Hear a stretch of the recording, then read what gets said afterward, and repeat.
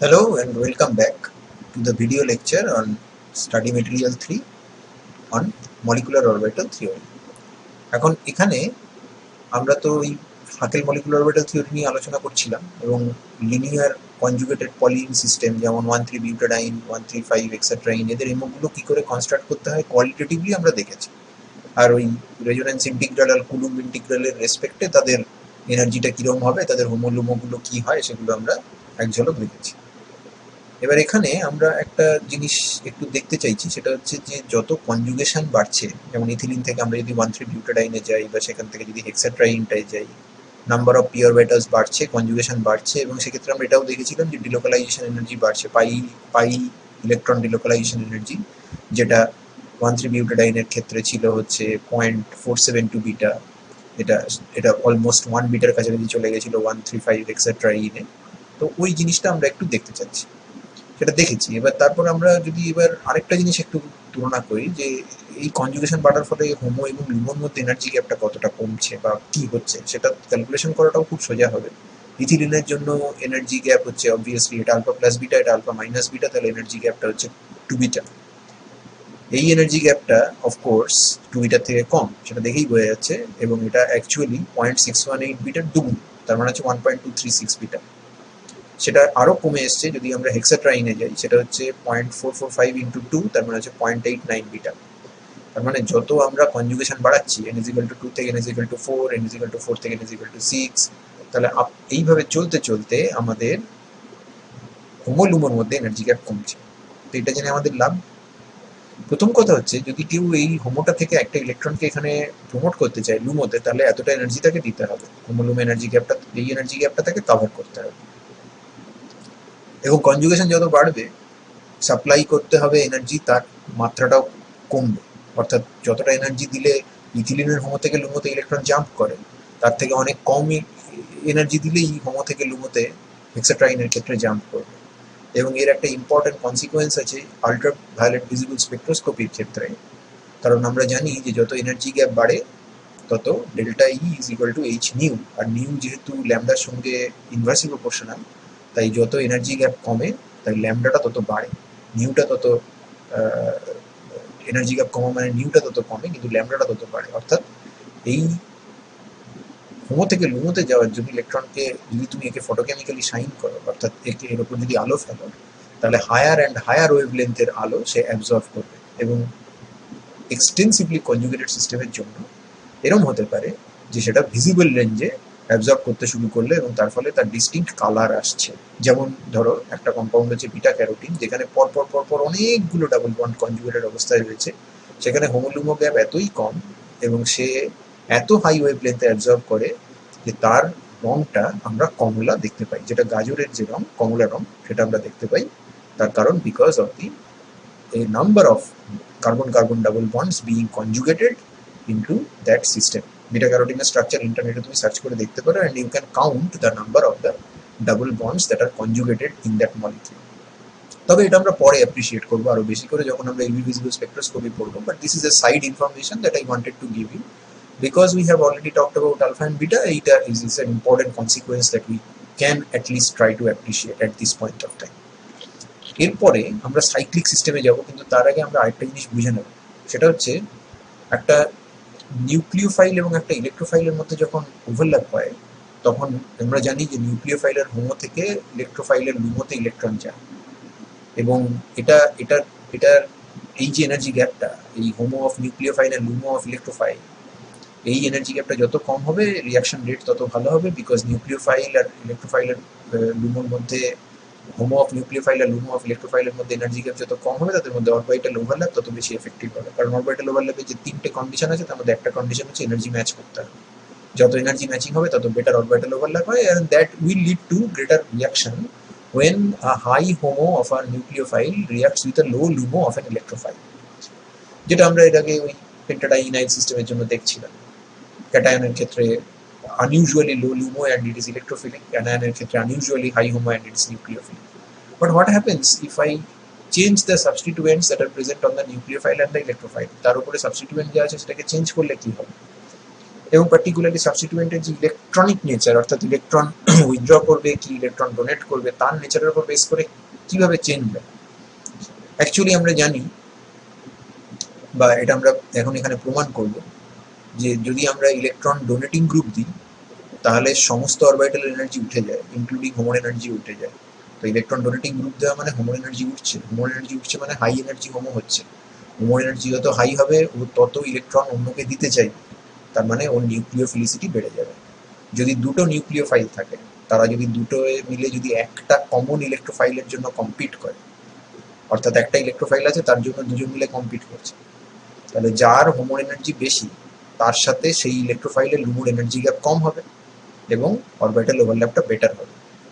এবং তাহলে এই দুটো নিউক্লিওফাইলের মধ্যে সেইটাই ফাস্টার রিয়াক্ট করবে ইলেকট্রোফাইলের সঙ্গে যেটা নাকি যার নাকি হোমো এনার্জি হাই। তার মানে হোমো এনার্জি হাই সেটাকে আমরা ইকুয়েট করি হায়ার নিউক্লিওফিলিসিটির সঙ্গে।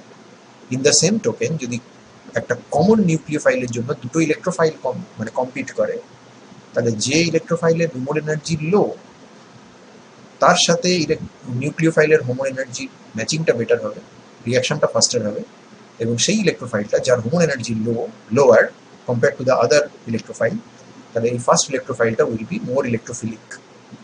তো ইলেকট্রন রিলিজিং গ্রুপ দিলে যদি সমস্ত অরবিটাল এনার্জি ওঠে তাহলে হোমো এনার্জিও ওঠে, তার মানে ইলেকট্রন রিলিজিং গ্রুপ দিলে হোমো হাই হয়ে যায়, নিউক্লিওফিলিসিটি বেড়ে যায়। তার ঠিক উল্টো ঘটনা ঘটবে যদি ইলেকট্রন উইথড্রয়িং গ্রুপ দেয়। ইলেকট্রন উইথড্রয়িং গ্রুপ দিলে হোমোর এনার্জিও নামবে, লুমোর এনার্জিও নামবে। হোমোর এনার্জি নামছে মানে নিউক্লিওফিলিসিটি কমে যাবে, আর লুমোর এনার্জি নামছে মানে ইলেকট্রোফিলিসিটি বেড়ে যাবে। তার মানে কোনো ইলেকট্রোফাইলের উপরে যদি ইলেকট্রন উইথড্রয়িং গ্রুপ দেওয়া যায় তাহলে তার ইলেকট্রোফিলিসিটি বেড়ে যায়, বিকজ লুমো লোয়ারিং হয়, সবকিছুই লোয়ারিং হচ্ছে, লুমোটাও লোয়ারিং হচ্ছে, তার লুমো লোয়ারিং হলে ইলেকট্রোফিলিসিটি বাড়বে। আর যদি তুমি ইলেকট্রন রিলিজিং গ্রুপ দাও কোনো একটা নিউক্লিওফাইলের উপরে, তাহলে সব অরবিটালের উপরে এনার্জি উঠবে, এনার্জি উপরে উঠবে, হোমো এনার্জি উঠবে, হোমো এনার্জি উঠছে মানে হাই এনার্জি হোমো হয়ে যাচ্ছে, তার মানে সেটা বেটার নিউক্লিওফাইল হয়ে যাবে। এবং এই যে এই যে এই যে ঘটনাটা ঘটছে তার কারণ হচ্ছে যে তুমি যখন ইলেকট্রন রিলিজিং গ্রুপ দিচ্ছ তখন সে ইলেকট্রন পুশ করছে, ইলেকট্রন পুশ করছে মানে তার যে এফেক্টিভ নিউক্লিয়ার চার্জ যে মলিকুলের মধ্যে সেটাকে সে কমিয়ে দিচ্ছে এবং মোর এফিসিয়েন্ট স্ক্রিনিং হচ্ছে। আর অরবিটালের এনার্জি কিন্তু জেড এফেক্টিভের সঙ্গে ইনভার্সলি প্রপোর্শনাল। তাহলে জেড এফেক্টিভ যদি কমে যায় তাহলে অরবিটাল এনার্জি উঠে যাবে, তাহলে হোমো এনার্জি উঠবে, লুমোর এনার্জি উঠবে। লুমোর এনার্জি ওঠা মানে তার ইলেকট্রোফাইল হিসেবে কাজ করার সম্ভাবনা একেবারে নষ্ট হয়ে যাবে। কিন্তু যেহেতু হোমো এনার্জি উঠছে তাই সে নিউক্লিওফাইল হিসেবে আরো বেটার ফাংশন করবে। ঠিক উল্টো ঘটনা ঘটবে যদি তুমি ইলেকট্রন উইথড্রয়িং গ্রুপ দাও, কারণ সেক্ষেত্রে তার সেই ইলেকট্রনকে টেনে নেবে, জেড এফেক্টিভ সেক্ষেত্রে ইনফ্যাক্ট বেড়ে যাবে, বেড়ে যাওয়া মানে হচ্ছে অরবিটাল এনার্জি নেমে আসবে, অর্থাৎ ইলেকট্রোফিলিসিটি বেড়ে যাবে। এটা আমরা খুব সহজে একটা কোয়ালিটেটিভলি একটা অ্যালাইল ক্যাটায়ন আর একটা অ্যালাইল অ্যানায়নকে দিয়ে আমরা ইথিলিনের রেসপেক্টে তুলনা করতে পারি। আগে দেখো ইথিলিনের হোমোলুমো কোনটা, সাই 1 psi 2 alpha plus beta alpha minus beta, এটা হচ্ছে সাই 1, এটা হচ্ছে সাই 2, তাহলে alpha plus beta alpha minus beta হলো এটা হোমো, এটা লুমো, কারণ দুটো ইলেকট্রন আছে তাহলে এখানে বসেছে দুটো ইলেকট্রন। এবার চলে এসো অ্যালাইল ক্যাটায়নে, সেখানে তো দুটো ইলেকট্রন আছে কিন্তু নাম্বার অফ মতো চেঞ্জ হয়ে গেছে, সাই 1 সাই 2 সাই 3 নন বন্ডিং এ চলে এসছে সাই, দুটো ইলেকট্রন বসিয়ে দাও, তাহলে সাই 1 হচ্ছে হোমো, সাই 2 হচ্ছে লুমো। অ্যানায়নের ক্ষেত্রে আবার উল্টো, চারটে ইলেকট্রন, তার মানে হচ্ছে সাই 2 হচ্ছে হোমো, সাই 3 হচ্ছে লুমো।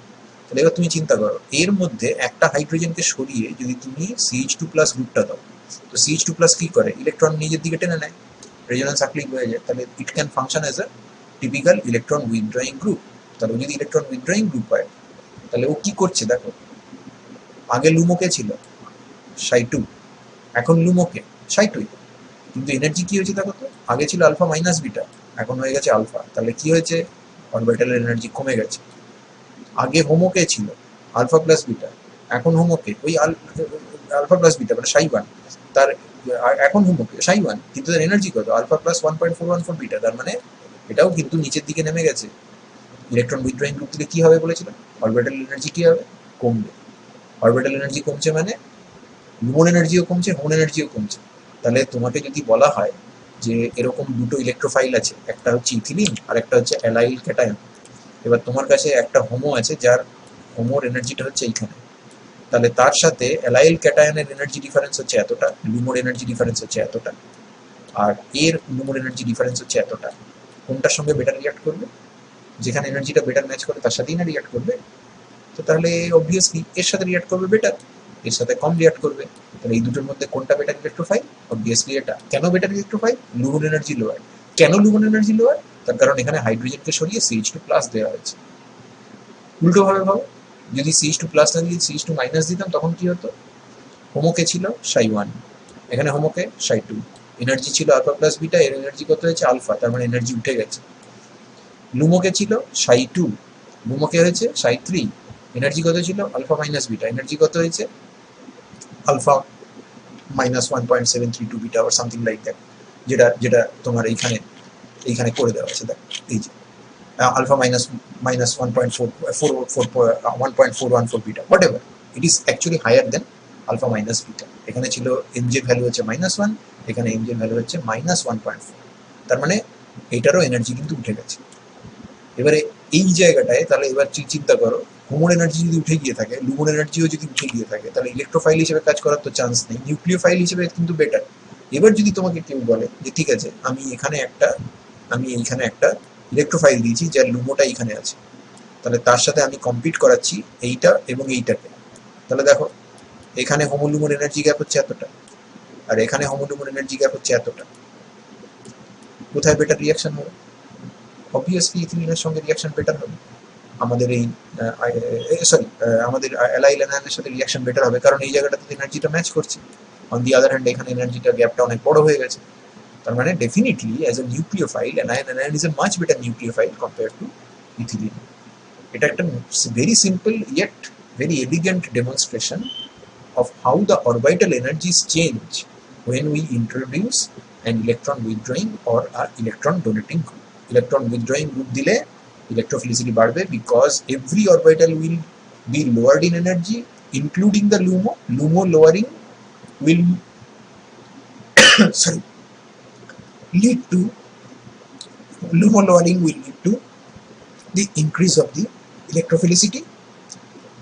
On the other hand, if you introduce a electron releasing group, then HOMO will be raised. All the orbitals will be raised in energy, but HOMO will be raised to a much greater extent, and as a result, I mean, HOMO raising will lead to the increase in the nucleophilicity. আচ্ছা, এবার চলে এসো cyclic conjugated system. এটা কিন্তু আমাদের আগে যা দেখেছি তার থেকে ফান্ডামেন্টালি আলাদা, এবং এদের ক্যালকুলেশন করার সময় বা এদের অরবিটালের এনার্জি জানার সময় আমরা একটা নেমোনিক ইউজ করি, যেটা হচ্ছে ফ্রস্ট ডায়াগ্রাম, ফ্রস্ট মুসুলিন ডায়াগ্রাম। দুজন মানে ফিজিক্যাল অর্গানিক কেমিস্টের নামে, একজন হচ্ছেন বরিস মুসুলিন আর একজন হচ্ছেন আর্থার ফ্রস্ট, তাদের নামে এটা এই নেমোনিকটা ডিজাইন।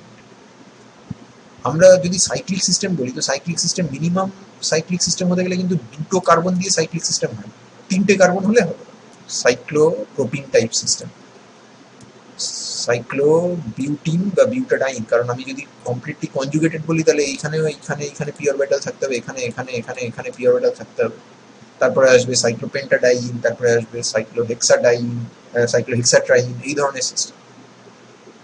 কমপ্লিটলি কনজুগেটেড তো হতে হবে, অর্থাৎ প্রত্যেকটা কার্বনের উপরে পি অরবিটাল থাকতে হবে, যেমন ওখানে ছিল, এখানে প্রত্যেকটা কার্বনের উপরে পি অরবিটাল ছিল, এখানে আছে, এখানে আছে, এখানে আছে, এখানে আছে, এখানে আছে, এখানে আছে, এখানে আছে, এখানে আছে, এখানে আছে, সব জায়গায় পি অরবিটাল আছে। তাহলে যদি সাইক্লিক সিস্টেম করে নিই তাহলে আমাদের এই ধরনের হয় ট্রায়াঙ্গেল, না হলে রেক্ট্যাঙ্গেল, না হলে পেন্টাগন, এই ধরনের জিওমেট্রিক্যাল শেপ আমরা পাবো, যেখানে প্রত্যেকটা কার্বন sp2 আছে। এবার তার কি চার্জ হবে, কটা ইলেকট্রন থাকবে, সেগুলো সব পরে দেখছি, কিন্তু তাদের এমোগুলোকে কিরম ভাবে তারা ওই নন বন্ডিং লেভেলের রেসপেক্টে ডিস্ট্রিবিউটেড থাকে, কটা বন্ডিং হয়, কটা অ্যান্টি বন্ডিং হয়, সেটা না লিনিয়ারটার জন্য যেরকম সহজে করে ফেলা গেছে সেরকম ভাবে করা যায় না, অত সহজ নয় করা।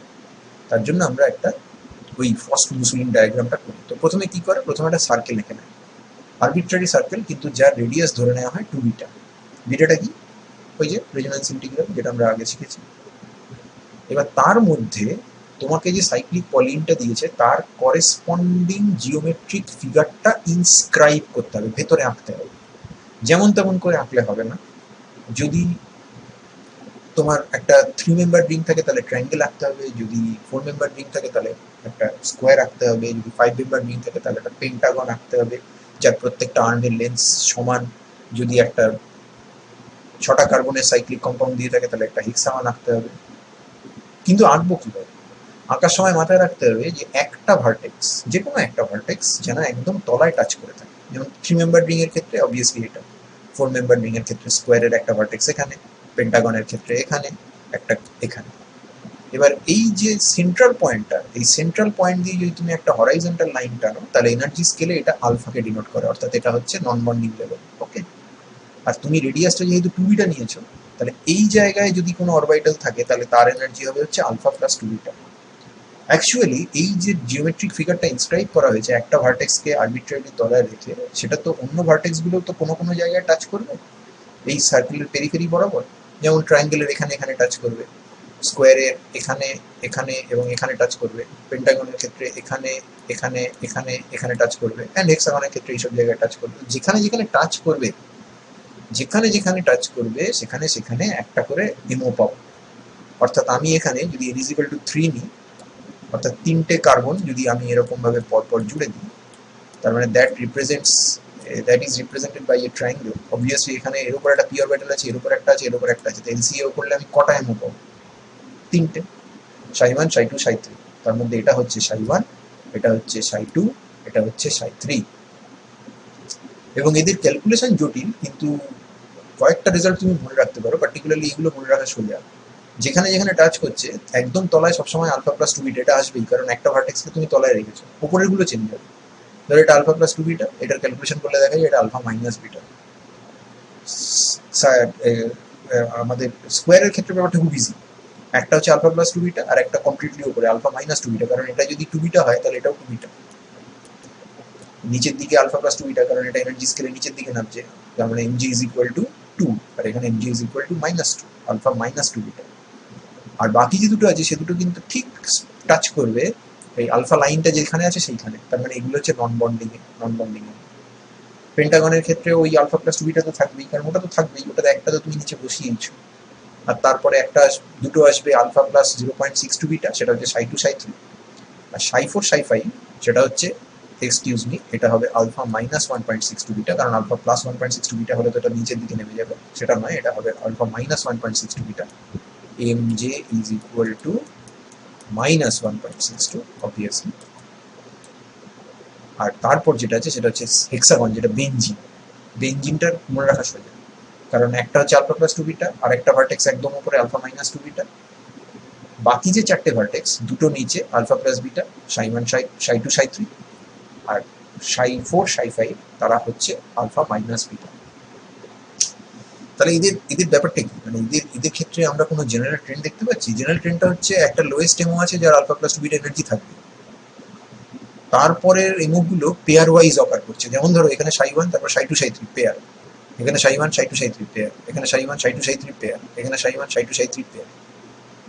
এবার পেয়ার ওয়াইজ অকার করতে করতে যদি এটা জোড় সংখ্যা হয়, অর্থাৎ n = যদি 4 হয়, n = যদি 6 হয়, তাহলে আবার উপরে একটা অড অরবিটাল পাওয়া যাবে। যেমন আমরা এখানে পেয়েছি সাই 6, আমরা এখানে পেয়েছি সাই 4, সেটা ইউনিক।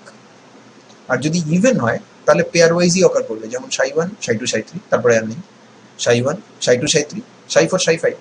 দেখো এই যে পেয়ার ওয়াইজ যে অরবিটাল গুলো অকার করছে, পেয়ার ওয়াইজ যে অরবিটাল গুলো আছে, এদেরকে আমরা বলি, যাদের এনার্জি সেম, তাদেরকে আমরা কি বলি? তাদেরকে আমরা বলি ডিজেনারেট অরবিটাল। এদেরকে আমরা বলি ডিজেনারেট অরবিটাল। ডিজেনারেট অরবিটাল একটা নিচে থাকবেই, যদি বিজোড় সংখ্যা হয়, অর্থাৎ যদি অড নাম্বার হয়, টোটাল নাম্বার অফ এনটা যদি অড হয়, অর্থাৎ 2m + 1 হয়, তাহলে ওই একটা যেই নিচে রয়ে গেল, তখন এই বাকি যে 2mটা, এটা mটা পেয়ারে, m নাম্বার অফ পেয়ারস হবে ডিজেনারেট অরবিটাল। আর যদি এটা n = যদি ইভেন হয়, অর্থাৎ n = যদি জোড় সংখ্যা, তাহলে কি হবে? তাহলে একটা নিচে আসবে, একটা উপরে আসবে, বাকি এই যে 2m, এটা ছিল 2m + 1 বিয়োগ, মানে আনইভেন অড নাম্বার। আর এটা যদি 2m হয় তাহলে 2m এর থেকে তুমি দুটোকে বাদ দিয়ে দাও, 2m - 2, কারণ একটা নিচে একটা উপরে, এইটা একটা, এটা একটা, তাহলে পড়ে রইল 2m - 2। m - 1টা পেয়ার অফ ডিজেনারেট অরবিটাল তৈরি হবে। যেমন আমরা এখানে পাচ্ছি একটা পেয়ার, আমরা এখানে পাচ্ছি দুটো পেয়ার। এবং এই ছবিটার সব থেকে মানে ক্যারেক্টারিস্টিক ফিচার হলো যে যদি আমরা ক্রস সার্কেল কি করে আঁকতে হয় এটা যদি শিখে নিতে পারি, তাহলে কিন্তু বাকি অংশটা দেখেই বোঝা যাচ্ছে যে এর নিচে যা থাকবে সেগুলো হচ্ছে বন্ডিং, এই লেভেলে যদি কোনো অরবিটাল থাকে তাহলে সেটা হচ্ছে নন বন্ডিং, আর এর উপরে যা থাকবে সেটা হচ্ছে অ্যান্টি বন্ডিং।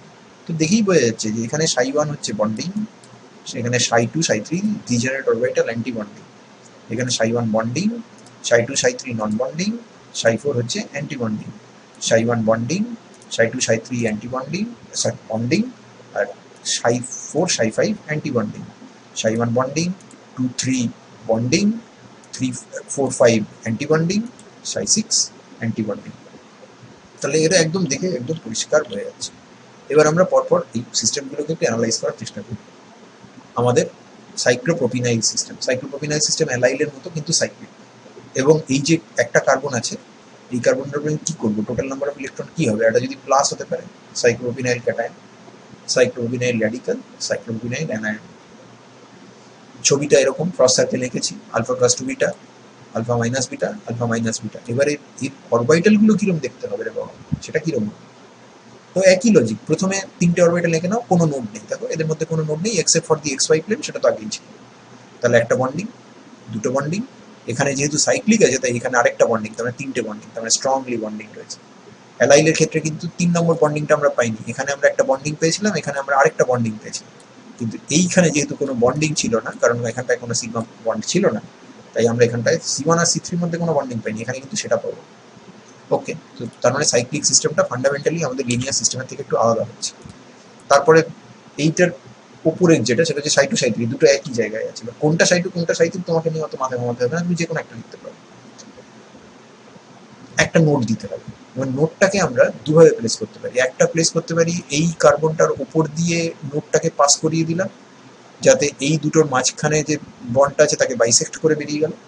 আরেকটা হচ্ছে এই বন্ডটাকে বাইসেক্ট করলো আর এই বন্ডটাকে বাইসেক্ট করলো। এবার এদের দুজনের নেট বন্ডিং বা অ্যান্টি বন্ডিং নেচারটা সেম হতে হবে, বিকজ দে আর ডিজেনারেট, একই এনার্জি। তো দেখা যাক, এখানে কেউ নেই, তাহলে এদিকে কিছু নেই, এদিকে কিছু নেই, কিন্তু এদের নিজেদের মধ্যে কি আছে, অ্যান্টি বন্ডিং, কারণ এদের মধ্যে তো পাশাপাশি বন্ড আছে, তাহলে এদের মধ্যে অ্যান্টি বন্ডিং আছে। যদি অ্যান্টি বন্ডিং থাকে তাহলে নেট অ্যান্টি বন্ডিং, এবং অবভিয়াসলি এটা উপরের দিকে এসছে। এখানে আমরা তিনটে বন্ডিং পেয়েছিলাম, তাহলে এটা নিচের দিকে নেমেছিল, এটা একটা অ্যান্টি বন্ডিং পাচ্ছে, তাহলে উপরের দিকে উঠবে। হোয়াট অ্যাবাউট দিস সিস্টেম, যেখানে আমরা এইভাবে মাঝখান দিয়ে দুটো বন্ডের মাঝখান দিয়ে ফেলেছি নোটটাকে, দেখো bonding, anti bonding, anti bonding, তার মানে এখানটায় অ্যান্টি বন্ডিং, এখানটায় অ্যান্টি বন্ডিং, এখানটায় বন্ডিং, তার নেট কটা হবে, একটা অ্যান্টি বন্ডিং, এখানে নেট কটা ছিল, একটা অ্যান্টি বন্ডিং, তাহলে মিলে গেছে। তাহলে এইভাবে তোমাকে অ্যানালিসিসটা করতে হবে। আর যদি বলো ইলেকট্রন অকুপেন্সির ব্যাপার, তাহলে এখানে তো 0 ইলেকট্রন, এখানে দুটো, একটা পাই 1, এখানে দুটো, এখানে একটা, তাহলে টোটাল 3টে, এখানে দুটো, এখানে দুটো, তাহলে টোটাল 4টে। এবার ইলেকট্রন বসাতে থাকো, দুটো ইলেকট্রন মানে হচ্ছে সাই 1 অকুপাইড, সাই 3 সাই 2 ফাঁকা। এবার তুমি বলবে হোমো কোনটা, হোমো ইজ অবভিয়াসলি সাই 1, এখানে সাই 3 সাই 2 যে কোনো, তুমি যে কোনো একটাকে লুমো বলতে পারো, যদি একটা লুমো আঁকতে বলে তাহলে তুমি যে কোনো একটা আঁকতে পারো, সাই 3 সাই 2 যে কোনো একটা আঁকতে পারো। যদি র্যাডিক্যাল নাও তাহলে সাই 3 তে একটা ইলেকট্রন বসবে, বা তুমি সাই 2 তে বসাতে পারো, ডাজন্ট রিয়েলি ম্যাটার, কারণ এটা তো ডিজেনারেট। তাহলে এখানে সোমো হচ্ছে সাই 2 অথবা সাই 3, তুমি যেটাকে বসাবে, যেখানে ইলেকট্রনটা বসাবে সেখানে সেটাকে সোমো বলবে। আমি এখানে সাই 3 তে বসিয়ে দিই, তাহলে সাই 3 বলতে পারো। কেউ যদি সাই 2 কে বসায় তাহলে সাই 2 কে বসবে, সাই 2 কে বলবে। মোস্ট ইম্পর্টেন্টলি খেয়াল করো, সাইক্লোপ্রোপিনাইল অ্যানায়ন 4টে পাই ইলেকট্রন আছে, 4টে পাই ইলেকট্রনের দুটো তো এখানে গেল, তারপরে যে দুটো আছে সেখানে সাই 3 আর সাই 2 তাদের এনার্জি সেম। তাহলে যখন তুমি পি অরবিটাল ইলেকট্রন ধরো ডিজেনারেট পি অরবিটালে একটা ইলেকট্রন এখানে গেল, সেকেন্ড ইলেকট্রনটা কোথায় যায়? সেকেন্ড ইলেকট্রন তো তুমি এখানে লেখো না নিশ্চয়ই, এটা তো ভুল হবে লেখাটা। সেকেন্ড ইলেকট্রনটাকে আমরা এইখানটায় লিখি, একটা পি এক্স এ ঢোকালো আর একটা পি ওয়াই তে ঢোকাই, তো এখানে ঠিক একই রকম। একটাকে যদি সাই 2 তে ঢোকাবে, তারপর একটাকে তোমাকে সাই 3 তে ঢোকাতেই হবে। এখানে আমরা ওই ক্যালকুলেশনটা দেখেছি যে কি করে বন্ডিং অ্যান্টি বন্ডিং এর গল্পটা আছে। ওকে, এবার চলে এসো সাইক্লোবিউটাডাইন। এইসব জিনিসগুলো নিয়ে আমরা অ্যারোমেটিসিটির সময় আবার পড়বো, বাট লেট আস চেক যে জিনিসটা ঠিক কী হচ্ছে। এখানে আমরা একটা অল্টারনেটিভ রিপ্রেজেন্টেশনও দেখিয়েছি, সেটা একটু বলে দিই। সেটা হচ্ছে এই অরবিটালগুলোকে আমরা তো ট্যারচাভাবে একটু স্কিউড আকারে সাইক্লোবিউটাডাইন মলিকিউলটাকে এঁকেছি। 4টে পি অরবিটাল পরপর আছে, 4টেকে মেশালে 4টে হবে, সাই 1 থেকে সাই 4। ক্রস সার্কেল বলছে যে সাই 1 হবে হচ্ছে তোমার বন্ডিং, সাই 4 হবে হচ্ছে অ্যান্টি বন্ডিং, সাই 3 সাই 4 সাই 3 সাই 2 হবে হচ্ছে নন বন্ডিং। তাহলে সাই 1 এ কোনো নোড নেই, একটা বন্ডিং, দুটো বন্ডিং, তিনটে বন্ডিং, চারটে বন্ডিং। তারপরে সাই 2 আর সাই 3 এর মধ্যে দুটো নোড করবে। একটা নোড যাচ্ছে, যদি এটাকে 1 2 3 4 বলা যায়, তাহলে একটা নোড যাচ্ছে 1 4 3 2 এই বন্ডটাকে বাইসেক্ট করে, আরেকটা যাচ্ছে 1 2 3 4, সেক্ষেত্রে 1 2 আর 3 4 এদেরকে বাইসেক্ট করে। একটা যাচ্ছে 1 4 আর 3 2 কে বাইসেক্ট করে, আর একটা যাচ্ছে 1 2 আর 3 4 কে বাইসেক্ট করে। অবভিয়াসলি দুটো ডিজেনারেট হবে, দেখেই বোঝা যাচ্ছে। এটা বন্ডিং, এটা বন্ডিং, হাউএভার এটা অ্যান্টি বন্ডিং, এটা অ্যান্টি বন্ডিং। তাহলে এই যদি অ্যান্টি বন্ডিং দুটো হয়, দুটো বন্ডিং হয়, তাহলে নেট জিরো। অ্যান্টি বন্ডিং কিছু নেই, বন্ডিংও কিছু নেই, তাহলে নন বন্ডিং হবে। সাই 2 নন বন্ডিং, সাই 3 একই রকম, bonding bonding, anti bonding, anti bonding, তাহলে নেট নন বন্ডিং। আর এখানে দেখো সাই 1 থেকে সাই 3 সাই 2 একই লেভেলে আছে, তাহলে সাই 1 এ যদি 0 নোটস থাকে এক্সেপ্ট দ্য ট্রিভিয়াল ওয়ান, তাহলে এখানে একটা নোট থাকবে, তারপর একটা দুটো নোট থাকবে। যেই দুটো নোট এসে গেছে আমরা এভাবে বসিয়ে দিয়েছি, দুটো নোটকে বসিয়ে দিলে তাহলে এখানে অ্যান্টি বন্ডিং একটা, এখানে একটা অ্যান্টি বন্ডিং, এখানে একটা অ্যান্টি বন্ডিং, এখানে একটা অ্যান্টি বন্ডিং, তারপর এখানেও অ্যান্টি বন্ডিং, এখানেও তাই, এখানেও তাই, এখানেও তাই। তো সব জায়গায় অ্যান্টি বন্ডিং, তাই এখানে সব জায়গায় বন্ডিং ছিল, তাহলে এই যতটা নামবে আলফা প্লাস 2 বিটা এ ততটাই উঠবে আলফা মাইনাস 2 বিটা। ওকে। আর এই যে অল্টারনেটিভ রিপ্রেজেন্টেশনের কথা বলা, যেটা পরীক্ষায় এখনো এটা বোঝার সুবিধার জন্য করেছি আমি, সেটা হচ্ছে পরীক্ষাতে তুমি এই ছবিগুলোই আঁকবে যদি তোমাকে এমো আঁকতে বলে। যদি তোমাকে হোমো আঁকতে বলে তাহলে তুমি হোমো তো এর হয় না, এর বেসিক্যালি দেখো এর সাই 1 যদিও ভর্তি, কিন্তু সাই 3 আর সাই 2 চারটে ইলেকট্রন, তাহলে সাই 3 তে একটা ইলেকট্রন যাবে, সাই 2 তে একটা ইলেকট্রন যাবে, তার মানে এক্ষেত্রে যেটা হচ্ছে সেটা হচ্ছে দুটোই সম। এটা আবার র্যাডিক্যালও নয়, এখানে দুটো আনপেয়ার্ড ইলেকট্রন আছে, তাহলে এই জাতীয় স্পিসিসকে আমরা বলে থাকি ডাইর্যাডিক্যাল, যেটা আমরা এই অ্যানায়নের ক্ষেত্রেও দেখেছি। So it behaves like a ডাইর্যাডিক্যাল।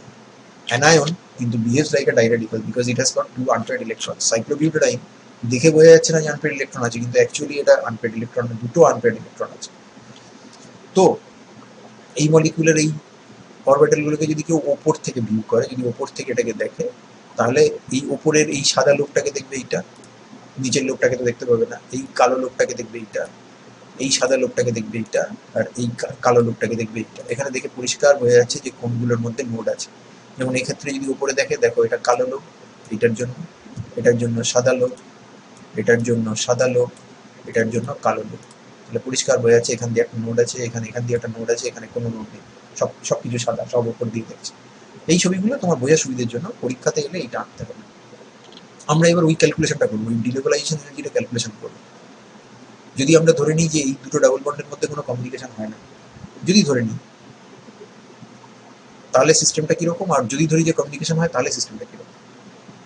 তাহলে যদি এই দুটো আলাদা আলাদা ইথিলিন ইউনিট হয়, তাহলে এটা একটা ইথিলিন ইউনিটের জন্য দুটো ইলেকট্রন সাই 1 গেল, আরেকটার জন্য সাই 1 গেল, তাহলে সাই 1 2 সাই 2 0 এরকম দুটো আছে। সাই 1 এর এনার্জি হচ্ছে আলফা প্লাস বিটা, দুটো দুটো চারটে ইলেকট্রন আছে, তাহলে 4 ইন্টু আলফা প্লাস বিটা। যদি এবার ডিলোকালাইজেশন অ্যালাউ করো যাতে এই ধরনের কনজুগেশন পসিবল হয়, তাহলে তুমি আফটার ওভারল্যাপে এরকম কনফিগারেশন পাবে। সাই 1 এ দুটো, সাই 2 তে একটা, সাই 3 তে একটা। সাই 1 এর এনার্জি হচ্ছে আলফা প্লাস 2 বিটা, দুটো ইলেকট্রন আছে, 2 দিয়ে গুণ করে দিলাম। সাই 2 আর সাই 3 ডিজেনারেট, তাদের এনার্জি হচ্ছে আলফা করে, তাহলে আলফা প্লাস আলফা 2 আলফা। এই দুটোকে যোগ করো, এটাকে যোগ করো, 4 আলফা প্লাস 4 বিটা, এই দুটোকে যোগ করলে আসবে 2 alpha plus 2 alpha 4 alpha plus 4 beta, তাহলে 4 আলফা প্লাস 4 বিটা, তাহলে ডিলোকালাইজেশন এনার্জি 0। অর্থাৎ এই রেজোন্যান্সের জন্য বেসিক্যালি কোনো ডিলোকালাইজেশন এনার্জি তুমি পাওইনি।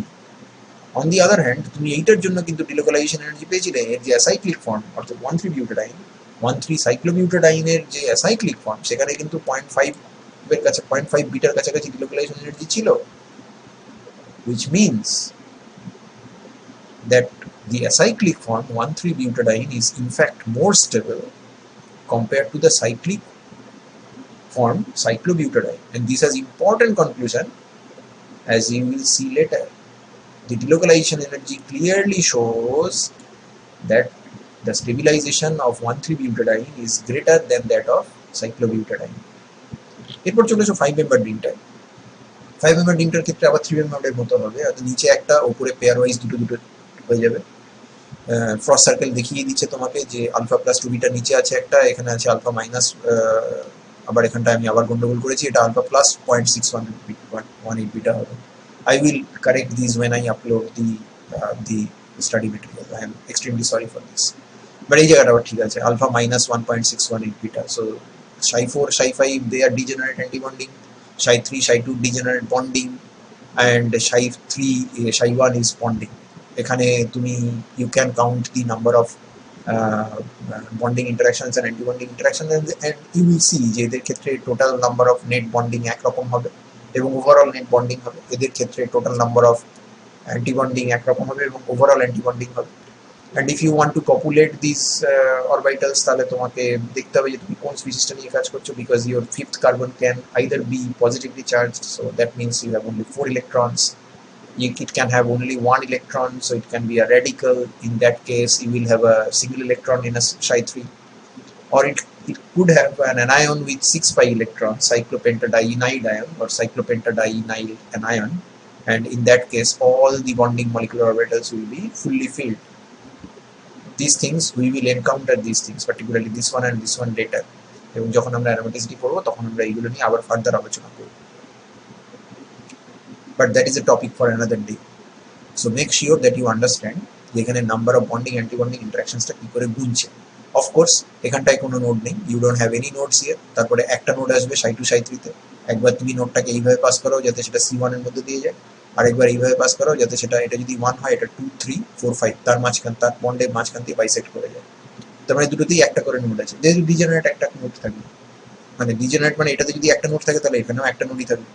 তারপরেরটায় নেক্সট হায়ারটায় অর্থাৎ নেক্সট হায়ার ডিজেনারেট কাপলটায় সেটা Psi4 Psi5 সেখানে দুটো নোড থাকবে, তো একটা নোড এরকম C1 আর C2, C1 আর C3 C4, C1 এর মধ্যে দিয়ে আর C3 C4 এর বন্ডকে বাইসেক্ট করে, আর একটা হচ্ছে C2 C3 আর C4 C5 এর বন্ডকে বাইসেক্ট করে, আরেকটা হচ্ছে C1 এর সঙ্গে C2 আর C4 এর সঙ্গে C5 এর বন্ডকে বাইসেক্ট করে, আর C1 এর সঙ্গে C5 আর C2 এর সঙ্গে C3 বন্ডকে বাইসেক্ট করে। সো এই জিনিসগুলো তোমাকে একটু মাথায় রাখতে হবে, যেগুলো কিভাবে নোটগুলো আসছে। যদি পরীক্ষাতে আঁকতে দেয় কখনো এই ধরনের সিস্টেমের জন্য হোমোলুমো যদি আঁকতে দেয় তো তাহলে তোমাকে বলতে হবে, যেমন এই সিস্টেমের জন্য তোমার কোনো হোমোলুমো নেই, Psi2 Psi3 হচ্ছে সোমো, এর ক্ষেত্রেও কোনো হোমোলুমো নেই, Psi3 বা Psi2 যে কোনো একটাকে তুমি সোমো বলতে পারো, বিকজ দে আর ডিজেনারেট, যে কোনো একটাকে তুমি সিঙ্গলি পপুলেট করে রাখতে পারো, আরেকটাকে ডাবলি পপুলেট করে রাখতে পারো। বাট ক্লিয়ার কাট হোমোলুমো আছে কার জন্য? এই অ্যানায়নটার জন্য। Psi2 Psi3 দুটোই ডিজেনারেট, ফুললি ফিল্ড, তাহলে এদেরকে তুমি বলবে হোমো, যদি হোমো আঁকতে বলে তাহলে যে কোনো একটা আঁকবে, হয় এটা আঁকবে তা নাহলে এটা আঁকবে, বা যদি বলে দুটো হোমো আঁকো তাহলে দুটোই আঁকতে হবে।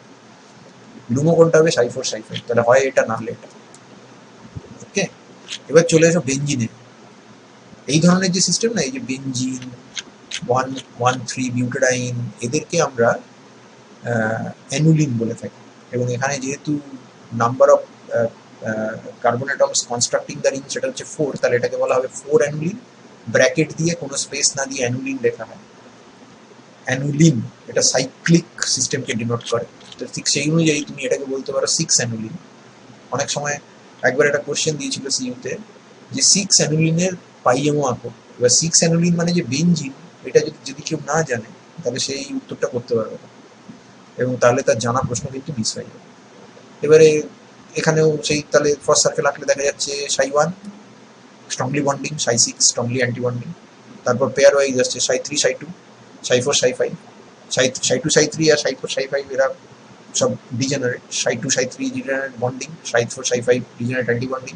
তাহলে প্রথমটায় কোনো নোড নেই, তারপরেরটায় একটা নোড থাকবে, একবার আমরা দুটো বন্ডের মাঝখান দিয়ে টানলাম আর একবার দুটো কার্বনের মাঝখান দিয়ে টানলাম, গুনে দেখো bonding bonding bonding bonding, total 4টে বন্ডিং, একটা অ্যান্টি বন্ডিং, একটা অ্যান্টি বন্ডিং, তার মানে টোটাল হচ্ছে 4টে বন্ডিং মাইনাস দুটো অ্যান্টি বন্ডিং, তাহলে টোটাল দুটো বন্ডিং। ওকে, বন্ডিং বন্ডিং, এটা কি হবে? অ্যান্টি বন্ডিং হবে? হবে না, তার কারণ মাঝখানে কার্বনের মাঝখান দিয়ে নোড চলে গেছে, তার মানে এখানে বন্ডিংও নেই অ্যান্টি বন্ডিংও নেই, এখানে বন্ডিংও নেই অ্যান্টি বন্ডিংও নেই, এখানেও ঠিক তাই, এখানে নোড চলে গেছে, তাহলে বন্ডিংও নেই অ্যান্টি বন্ডিংও নেই, বন্ডিংও নেই অ্যান্টি বন্ডিংও নেই, তার মানে এটা আছে এটা আছে, তার মানে দুটো বন্ডিং আছে। এখানে ছিল 4টে বন্ডিং, দুটো নন বন্ডিং, এই দুটো অ্যান্টি বন্ডিং, তাহলে দুটো বন্ডিং হচ্ছিল, আর এখানে আছেই দুটো বন্ডিং, কোনো অ্যান্টি বন্ডিং ইন্টারাকশন নেই, ফেজ চেঞ্জ হচ্ছে, কিন্তু যেহেতু এই কার্বনের উপর দিয়ে নোড যাচ্ছে তাই এখানে আমরা অ্যান্টি বন্ডিং ইন্টারাকশন গুনতে পারবো না, যেটা আমরা অ্যালাইন সিস্টেমের ক্ষেত্রেও দেখেছি। এবং তুমি অ্যান্টি বন্ডিং সিস্টেমটার জন্য এভাবে যদি ক্যালকুলেট করো তাহলে ওভারঅল বেরোবে যে এইগুলো সব 1 নেট অ্যান্টি বন্ডিং আছে, বা সরি 2টো নেট অ্যান্টি বন্ডিং আছে, আর এখানে তোমার টোটাল 1 2 3 4 5 6 6টা অ্যান্টি বন্ডিং ইন্টারাকশন আছে, যেমন এখানে 6টা বন্ডিং ইন্টারাকশন আছে, সেটা তুমি বাড়িতে ভেরিফাই করো। ওকে, যেটা এখানে তোমার করেও দেওয়া আছে। কিন্তু আমরা যদি ওই থট এক্সপেরিমেন্টটা আবার করি যে এই দুটো জিনিসকে যদি আমরা এই দুটোকে এই তিনটে ডাবল বন্ডকে যদি আমরা সেপারেট করি, সেগ্রিগেট করে এদেরকে যদি আলাদা আলাদা করে দিই, যদি ধরে নিই যে এই ধরনের রেজোন্যান্স হয় না, অর্থাৎ এটা একটা সেপারেট ইথিলিন ইউনিট, এটা একটা ইথিলিন ইউনিট, এটা একটা ইথিলিন ইউনিট, তাহলে তার এনার্জি কত হবে? তা তিনটে ইথিলিন ইউনিট আছে, প্রত্যেকটার কনফিগারেশন হচ্ছে ψ1 2 ψ2 0। ψ1 এর এনার্জি হচ্ছে আলফা প্লাস বিটা, তাহলে প্রত্যেকটাতে দুটো করে ইলেকট্রন, তাহলে 2 ইন্টু আলফা প্লাস বিটা, এরকম তিনটে সিস্টেম আছে, তাহলে 3 into 2 into alpha plus beta, তার মানে 6 alpha plus 6 beta, 6 into alpha plus beta. Actually তো ওভারল্যাপ হয়, এবং এই ψ1 থেকে ψ6 ওভারল্যাপ আমরা এর মতো তৈরি করতে পারি। যদি করি তাহলে ψ1 এনার্জি হচ্ছে আলফা প্লাস 2 বিটা, সেখানে দুটো ইলেকট্রন আছে, আলফা প্লাস বিটা হচ্ছে ψ3 আর ψ2 হচ্ছে আলফা প্লাস বিটা, তাহলে হোমো হচ্ছে ψ2 অথবা ψ3 আর লুমো হচ্ছে ψ4 অথবা ψ5, যে কোনো একটা বলতে পারো। তাহলে এনার্জিটা কত? দুটো ইলেকট্রন আছে আলফা প্লাস 2 বিটাতে, তাহলে 2 দিয়ে গুণ করো, 2 ইন্টু আলফা প্লাস 2 বিটা। 2 2 চারটে ইলেকট্রন আছে ψ2 ψ3 তে, যাদের প্রত্যেকের এনার্জি হচ্ছে আলফা প্লাস বিটা, তাহলে 4 দিয়ে গুণ করো, 4 into alpha plus beta. 4 into alpha plus beta plus 2 into alpha plus 2 beta, তাহলে টোটাল কত হলো? এখানে হলো 2 alpha plus 4 alpha, that is 6 alpha, এখানে হলো 2 2 4, এখানে হলো 4, তার মানে 6 আলফা প্লাস 8 বিটা, আর এখানে কত হয়েছিল? 6 আলফা প্লাস 6 বিটা। তার মানে এখানে delocalization energy of benzene is 2 beta, in fact it is even more than 135 hexatriene, যার delocalization energy was calculated to be 0.98 beta only. So unlike the 4-member dream, যেখানে নাকি সাইক্লিকটা অ্যাসাইক্লিকের থেকে লেস স্টেবল ছিল, তার কারণ সাইক্লোবিউটাডাইনের delocalization energy ছিল 0 beta, আর 1,3-butadiene delocalization energy ছিল 0.472 beta. So 1,3-butadiene was even having more delocalization energy, that means more stability compared to cyclobutadiene. In case of benzene 6-annuline, its delocalization energy is 2 beta. On the other hand, its acyclic analog 135 hexatriene is only 1 beta. So this system is in fact more stable. এটা উল্টো হয়ে গেল, অর্থাৎ 4-annuline-টা তার corresponding acyclic সিস্টেমের থেকে less stable, আর 6-annuline-টা তার corresponding acyclic systemer থেকে more stable. Again, this will have important conclusions, as you will see later when we take up aromaticity in the next class. So this concludes the part 2 of this video lecture. Thank you for your patience.